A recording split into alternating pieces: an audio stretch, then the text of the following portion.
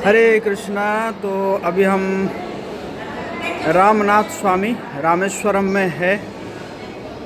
तो बहुत सुंदर मंदिर है, भगवान शिव जी का है। यहाँ पे जो शिवलिंग जो स्थापित है, जो 12 ज्योतिर्लिंग है उसमें से ये एक ज्योतिर्लिंग है। और आप देखेंगे कि बहुत भव्य मंदिर है। भगवान राम जब युद्ध विजय हासिल करके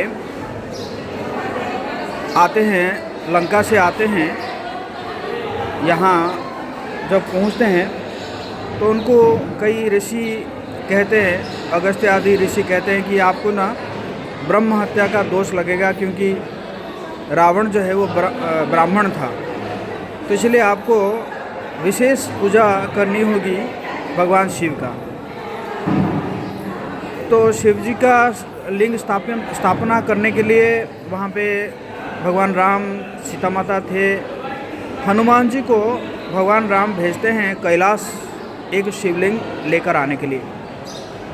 तो भगवान जाते हैं शिवलिंग लाने के लिए, हनुमान जी जाते हैं शिवलिंग लाने के लिए, लेकिन आते आते समय बीत जाता है, समय थोड़ा देर हो जाता है और मुहूर्त बीतने लगता है।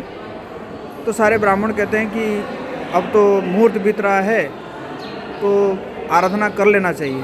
तो सीता माता जो है वो बालू लेकर आती है और उस बालू से शिव जी जो है वो भगवान शिव का यहाँ पे लिंग स्थापना करते हैं, और करने के बाद वहाँ पे पूजा अर्चना करते हैं। और बाद में शिव जी भी कहते हैं कि ये रामेश्वर का मतलब है राम जिनका ईश्वर वो है रामेश्वर। उसके उपरांत जब हनुमान जी जो शिवलिंग को लेकर आते हैं कैलाश से, तो राम जी ने कहा वो तो स्थापना तो हो गया है, अगर आप उसको रिप्लेस कर सकते हैं तो देखिए।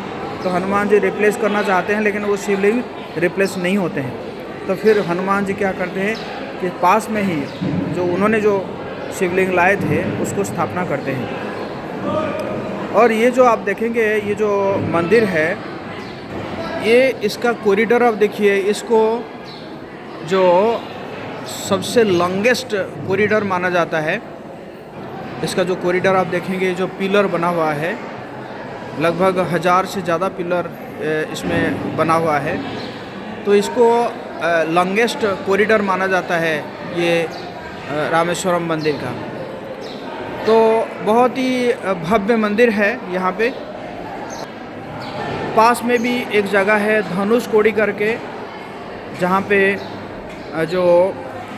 वो जो सेतुबंध बांधा गया था, भगवान राम जो लंका में पहुँचने के लिए जो बंध बांधे थे, तो बाद में विभीषण कहते हैं कि आपने ये जो बंध बांध दिए, इससे क्या होगा कि है ना, इंडिया से जो है कई शत्रु जो है मेरे यहाँ पे आ जाएंगे। तो इसीलिए भगवान राम उसको धनुष से जो है उसको 3 मतलब सेपरेट कर दिए थे उस ब्रिज को, जिसके कारण उस जगह का नाम है धनुष कोडी।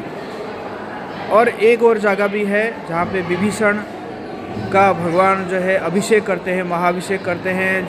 जब विभीषण आके भगवान राम के शरण में आते हैं, तो भगवान उसी दिन उनको लंका का राजा घोषणा करके उनको वहाँ पे अभिषेक कराते हैं। वो भी एक जगह है।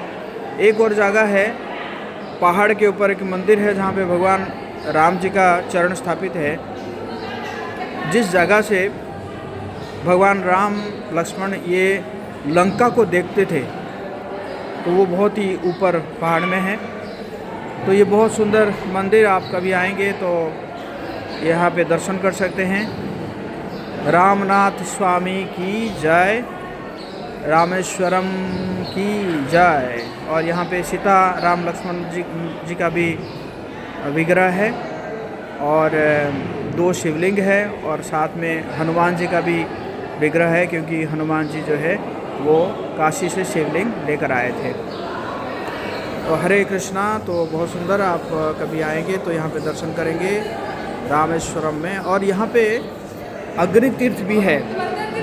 मैं बाद में जाऊँगा तो दिखाऊँगा आपको कि अग्नि तीर्थ मतलब जहाँ पे भगवान राम समुद्र के ऊपर रोष प्रकट करके उन्होंने जो है तीर मारकर समुद्र को सुखाना चाहते थे, और तब जो है ये समुद्र शांत हो जाता है।